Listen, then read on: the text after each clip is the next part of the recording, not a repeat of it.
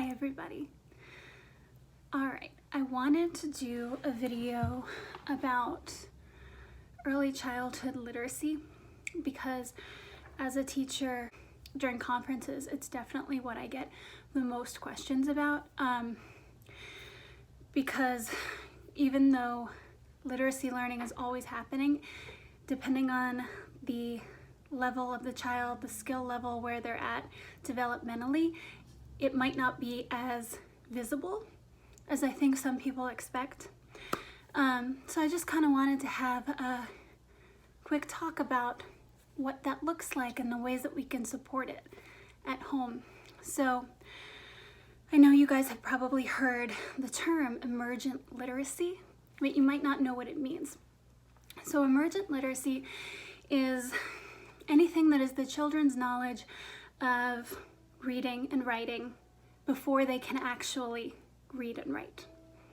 So it's their first attempts at kind of writing and the writing process.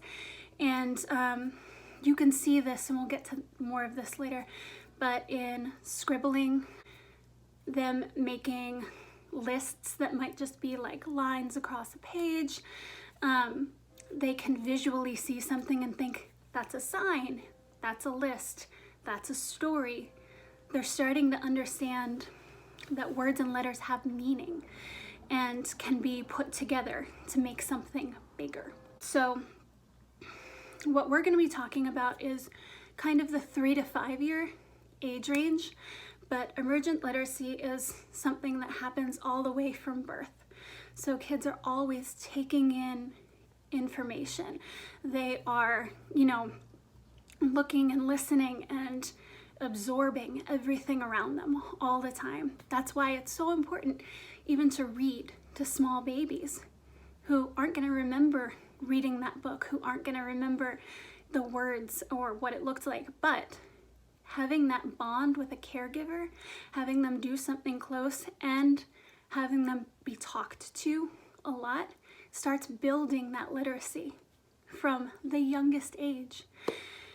And where my experience ends with it is kind of in the 5-year-old age range, but it's considered to go all the way up to about age 8 when they have like a really good mastery of writing and lines and things like that, and can make something look kind of how they want it to look. So some of the signs to look for emergent literacy, they're noticing words that rhyme, they're scribbling and starting to kind of attribute meaning to it, being able to kind of tell you what it is they're drawing, even if it's just like one word, like rock, circle, something like that. They're starting to recognize logos, like the big CVS sign, something like that, something familiar that they see a lot, that they've heard said out loud before. And they're starting to recognize letters of the alphabet. They might not know exactly what letter is what, but they recognize that they are letters and can point to them and say, A. Even if it's not an A that they're pointing to, they're starting to recognize that at is the alphabet. Those are letters. These are all things to look for. So I have notes on this because it's a little tricky. So the framework for kind of emergent writing, kind of just to give a really brief background of what we build upon working in early childhood. So with emergent writing, we want to build in activities and create a learning environment that builds on like the 3 pieces of the framework. So the first one is conceptual. So this is when they realize that writing has a purpose, that it has a meaning, that when something's written down and they read something, that the words carry weight. The second one is procedural, so that's just like the mechanics of writing, the fine motor skills. They need to build up the strength of their fingers through fine motor activities to be able to hold a writing implement, to be able to make lines. So fine motor play, working with clay, picking up small beads with their fingers is all really important to writing. It's amazing. It also includes the mechanics of language, so spelling, the sounds of the alphabet. So realizing that a R sound corresponds with the letter R. And this is across a large developmental continuum. So we start with children who have very limited knowledge of this. And as they go through all the way until they're leaving us and going to kindergarten, they're still developing in this. And anywhere on that continuum is completely normal in our age range. So the third one is generative. So this is when they start to create words and phrases, not write them on their own because they're not able to do that yet, but they're able to draw something and kind of dictate to you what it is that they've drawn, something that they've created. They're able to tell stories, to create characters, create a world. And you see this in pretend play, dramatic play, when they are working together to play family. They're constructing stories. They're giving meaning to the language that they're using. I know when we do journaling with the students, and it's wonderful to see their progression from the beginning of the year all the way to the end, because we'll be working with them and what they have might just look like a lot of lines or some scribbling, which we'll also get to in a little bit. But it has so much meaning to them. And sitting down and getting comfortable with them and talking to them about what they're making and taking dictation and writing down and not guiding them, but asking sort of open questions to get them to tell you more information to kind of figure out why this is so meaningful to them. It's wonderful. So those are kind of the three pieces of the framework that we like to structure activities around for emergent literacy. So a quality ECE program, early childhood education program, will kind of build these things into daily activities. It won't be like a set time that we're doing literacy work. It will be part of every activity we do. We put writing utensils and paper in almost every area section of our classroom, so kids have an opportunity to write whenever they feel like it. They have an opportunity to draw, to just go to it whenever they want. We will work with them, help them. We have a sign-in and question of the day. We have their names and very visible print around the classroom. So all of this is built into every activity we do. We don't have anything that's strictly math, that's strictly science, that's strictly literacy. They're all blended together. And it will also be encouraged for differentiation. So we have a pretty wide age range, 3 to 5. So teachers will scaffold the lessons and differentiate instruction. They will make it match where the child is at. We track where students are and group them in a way where they can learn from peers. And we also do give them explicit instruction. So it's all of these things together that sort of form like a really good foundation for literacy work. So, scribbling. Scribbling seems like it's just something that all kids do. It's something that they make marks. Eventually they'll get to writing actual letters. It doesn't seem like it would mean much, right? Just looking at it. It means so much. So, the first time that anybody really paid attention to the meaning of scribbles was a woman named Rhonda Kellogg in like the late 60s. She studied for 20 years about children's scribbles and found that they actually carry enormous meaning. It is a way for children to feel agency over what they're doing. They are using a tool to make a mark on purpose. They have made that mark and it's empowering to them. And it gives children the freedom to practice making marks, making movement, making symbols. They are practicing the movement of their hands, holding a writing implement, right? Scribbling is visual storytelling.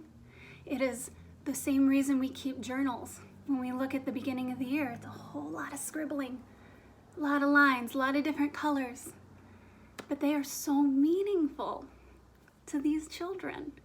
And I'm going to include a link to a couple of different articles, but the NACI one in particular has a really good picture example of what the different stages look like for scribbling.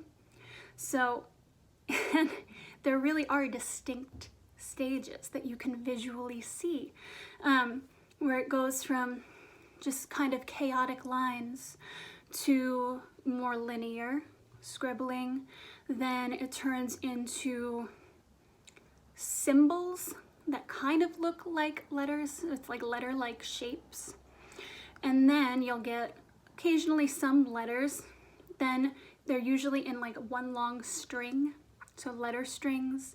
And then eventually they get separated into individual words, even if they're not letters. They're letter-like shapes separated into segments.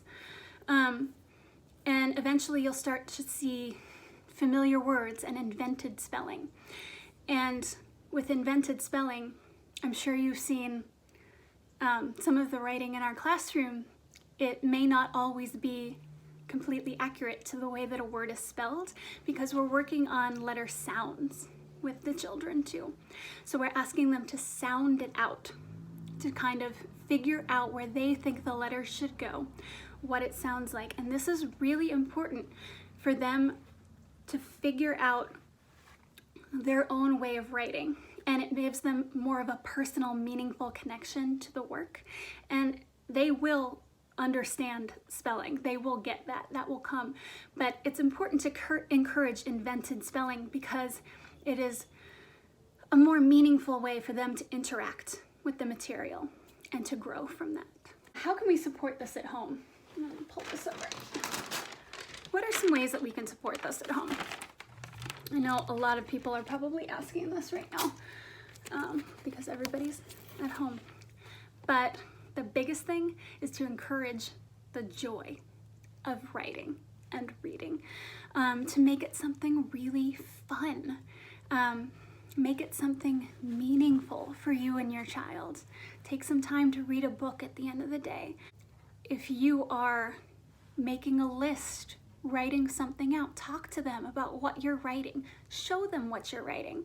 And this has another benefit of you modeling the writing. You can talk about the way you're spelling the word, why certain letters go certain places. Also, to be sensitive to varying skill levels. No one develops in exactly the same way. So we don't want to put too much pressure on the 3 to 5 year age range for correct spelling, for their letters not looking exactly right, for their pictures not representing exactly what they say they're representing. And it's important to let them be creative in that aspect, because we want to support their confidence in what they can do too. Ooh, this is a good one. Ask open-ended questions, especially if you're doing some journaling, some writing with your child. Ask open-ended questions. And different children have different reactions to this. Some will give one-word answers. Some will give you an entire book. If you have a child who is more hesitant to give you any information, you can, just keep asking. Don't push them. Don't continue to ask over and over and over and over, but give them space to think. Sometimes when they're not answering, it's just because they're forming an answer in their mind. Sometimes they need a little bit more space, a little bit more time. Some children like to give more visual answers in their drawing rather than verbal. There's a lot of different skill levels in this age group. So some things that you could have at home, things that we do in school, which you can't do at the moment, but that you could carry on at home with, is having a question of the day, or having a sign-in the morning. Have your child sit down and try and write their name. Have a lot of print around the home, magazines, books, posters, things like that. Have their name printed in a variety of places around the house. You can do read alouds, make grocery lists together, write a letter to a storybook character. It's really fun. You can make a routine book for your day, like this is what we do at this time in the morning, this is what we do next, this is what we do after that. And that has the added benefit of giving your child something to look to if they need a reminder about the day's schedule. Think aloud while writing, make writing meaningful, so have it have some connection to them. And this is really important too, to integrate the home language. If you have a second language, if English is your second language, you have a different language you speak at home. It shouldn't be one or the other. You know, have books in your home language, have books in English. Children have been shown to learn a new language best when it's integrated with the native language as well. That they have an easier time with the language structure when both are supported at the same time. So I'm losing the light from being near my window. But yeah, that is just some really basic information about early childhood literacy. Some information about some of the things that we do in the classroom that might be useful while we're at home for right now too. And if you have any questions, please feel free to email me. Thanks.